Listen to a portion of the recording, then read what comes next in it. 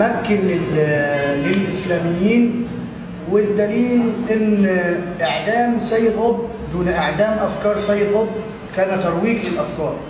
وعندنا أمثلة كثيرة تبناها محمد الغزالي ووجه كيوت من أوجه الإخوان اللي روجوا. لكن الموضوع أبعد من كده. الموضوع منذ الاحتلال البدوي لمصر على إيد عمرو بن العاص الذي شارك وساهم فيه المسيحيون باستقبال المحتل الغازي.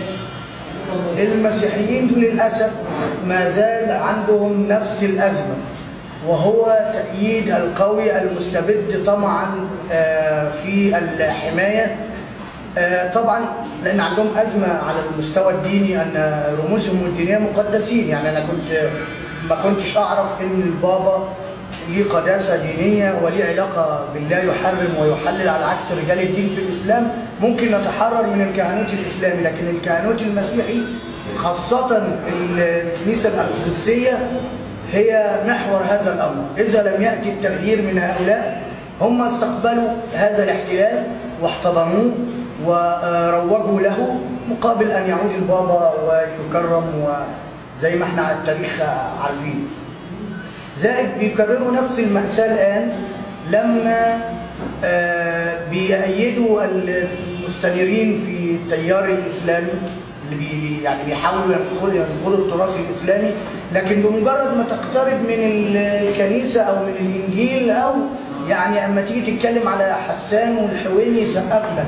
أول ما تيجي جنب البابا فلان أو القسيس فلان أو يقول لك إلا دول بخط أحمر. تيجي في نص في الإنجيل تقول بس بعثت لألقي سلاما ولكن بعثت أحمل سيفا، يجي يشرح النص اللي بعده ويسيب اللي قبله وهكذا. إذا كنا عايزين تغيير حقيقي نعترف بأخطاء الماضي ونحدد إحنا إيه التغيير اللي إحنا عايزينه. إحنا عايزين في الحقيقة إن مصر علمانية، لكن ما عندناش تيار علماني. إحنا عندنا ما شاء الله أخ زي الأستاذ حمدين صباحي، كان المفروض ظلما وزورا ده محسوب من قيادات الساسة المصريين، طلع في التلفزيون قبل كده وقال إن مصر ما ينفعهاش العلمانية لأن المجتمع مؤمن. مين قال لك كده؟ المصريين اللي بيسمعوا عبد الباسط وأم كلثوم، المصريين اللي بيصوموا بيوم الوقفة يقفوا طوابير على برينكس، ما دول المصريين تدينهم بسيط وجميل وظريف ويقبل الآخر وأي آخر. احنا أزمتنا دلوقتي بقت أعمق وأكثر، إن احنا مش عارفين نحدد احنا عايزين إيه بالظبط، إيه التغيير اللي احنا عايزينه. عايزين يبقى عندنا منظومة متكاملة، عايزين يبقى عندنا بجد تيار علماني، عندنا تيار مدني مش بالاسم، مش لابس بدله، يعني مش هم عكس المدنيه فاكرينها العسكريه. ممكن اكون مدني لابس قميص وبنطلون وعقلي جواه كاب وجواه عمه وجواه دقنين ثلاثه وجواه يعني. وارى انا شايف ناس من التيار المدني لما بيتكلموا عن حريه المراه هم نفسهم بيستخدموا هذا الشعار لقهر المراه، ولكن بطريقه اخرى واستخدامها كسلاح جنسي. فاحنا عايزين تغيير حقيقي نسعى له ونبتدي التغيير بنفسنا. انا شايف ان التغيير المره دي مش هيجي من فوق. التغيير من فوق اذهب الى فرعون انه طغى انتهى. انما التغيير من القواعد اللي بيشتغل عليها الاسلاميين في الشوارع وفي المناطق الشعبيه وفي الريف. غير كده مش هنقدر نعمل تغيير حقيقي. التغيير مش هيجي من شويه نخب على سطح المجتمع هم يغيروا، لا، القواعد الشعبيه في الشوارع هي اللي تتمرد والتركيز يبقى على الأنثى بالذات، لأن المجتمع هذا أزمته في الأنثى الذكورية، هي التي ربت يعني أجيال من الذكوريين والمتخلفين وعندهم أمراض اجتماعية. الأنثى اللي لسه شايفة نفسها عورة وشايفة نفسها محتاجة الختان، وخاصة إن إحنا عندنا أزمة هذه الأيام. رجع تاني أكياس القمامة المسمى النقاب تمشي في الشارع تاني بكثرة وكأنه مقصود ومتعمد.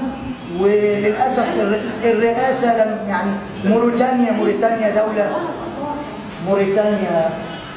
دولة قد إيه اللي بيصحى الصبح فيها بلد الرئيس هناك منع النقاب. تونس منعت النقاب، واحنا هنا في مصر بندعم تيارات إرهابية دينية واحنا داخلين الانتخابات والدستور بيقول لا للأحزاب الدينية.